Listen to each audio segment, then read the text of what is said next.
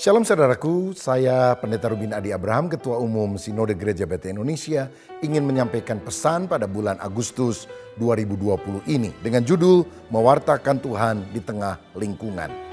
Ayat firman Tuhan dari Matius 16 ayat 13-16 berkata demikian. Setelah Yesus tiba di daerah Kaisaria Filipi, ia bertanya kepada murid-muridnya, kata orang, siapakah anak manusia itu? Jawab mereka, ada yang mengatakan Yohanes Pembaptis, ada juga yang mengatakan Elia, ada juga yang mengatakan Yeremia atau salah seorang dari para nabi. Lalu Yesus bertanya kepada mereka, tetapi apa katamu, siapakah aku ini? Maka jawab Simon Petrus, engkau adalah Mesias, anak Allah yang hidup. Ayat ini menceritakan pengakuan Petrus tentang siapakah Yesus. Dan ini bukan dari kata orang, tetapi lahir dari pengakuan dan keyakinan pribadi bahwa Yesus adalah Mesias atau Kristus. Artinya yang diurapi untuk menjadi juru selamat dunia. Kristus juga adalah anak Allah. Jadi Yesus tidak hanya dianggap sebagai manusia yang baik, seorang nabi atau rasul. Lebih daripada itu, dia adalah Allah yang telah turun dalam rupa manusia. Dan inilah keyakinan yang kokoh bagi seorang Kristen. Yang menarik hati saya adalah tempat pengakuan Petrus ini adalah di Kaisaria Filipi. Karena dalam penggalian arkeologi di tempat ini ditemukan 14 kuil Baal.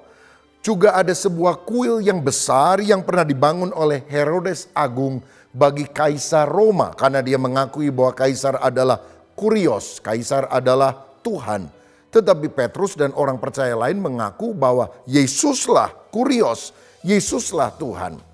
Di daerah ini juga ada legenda Yunani kuno yang mengatakan itu adalah tempat lahir dari dewa alam yang disebut sebagai dewa Pan atau Panias. Itu sebabnya sampai hari ini daerah itu masih disebut sebagai Panias atau Banias. Di bawah lereng Bukit Hermon dan kemudian Sungai Yordan mulai mengalir dari sana.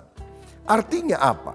Di daerah kafir, di daerah orang tidak percaya kepada Tuhan, tapi percaya kepada dewa-dewa. Justru di tempat semacam inilah pengakuan bahwa Yesus adalah Mesias, anak Allah itu diwujudkan. Satu pelajaran yang kita harus tarik adalah kita menyaksikan tentang Yesus di dalam gereja adalah gampang. Kita bisa cerita kebaikannya, kita bisa khotbah, kita bisa bersaksi. Tetapi Tuhan memanggil kita bukan hanya menjadi terang gereja, tapi terang dunia. Kita harus mewartakan tentang Tuhan di tengah lingkungan kita.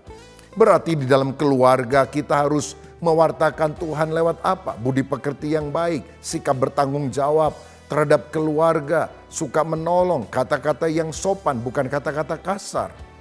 Di tempat kerja, itu juga nampak di dalam kinerja yang baik, di dalam kejujuran, integritas yang tak terbantahkan. Begitu pula di dalam masyarakat dan lingkungan sekitar kita. Kita harus jadi teladan di tengah pergaulan melalui perbuatan baik. Apalagi hari-hari ini di tengah pandemi, kita tidak boleh kendor untuk menolong orang-orang yang memang membutuhkan. Di tengah bangsa Indonesia juga yang bulan ini merayakan kemerdekaannya, kita tetap harus mendoakan bangsa dan negara Indonesia supaya Pancasila tetap jaya dan NKRI tetap tegak di bumi Nusantara ini. Dan jangan lupa kita juga harus tetap menceritakan kebaikan Tuhan, membawa kabar baik tentang Yesus Kristus, karena dialah satu-satunya pengharapan bagi dunia yang sedang terpuruk ini. Saudara, mari kita mewartakan kebaikan Tuhan di tengah lingkungan. Tuhan Yesus memberkati.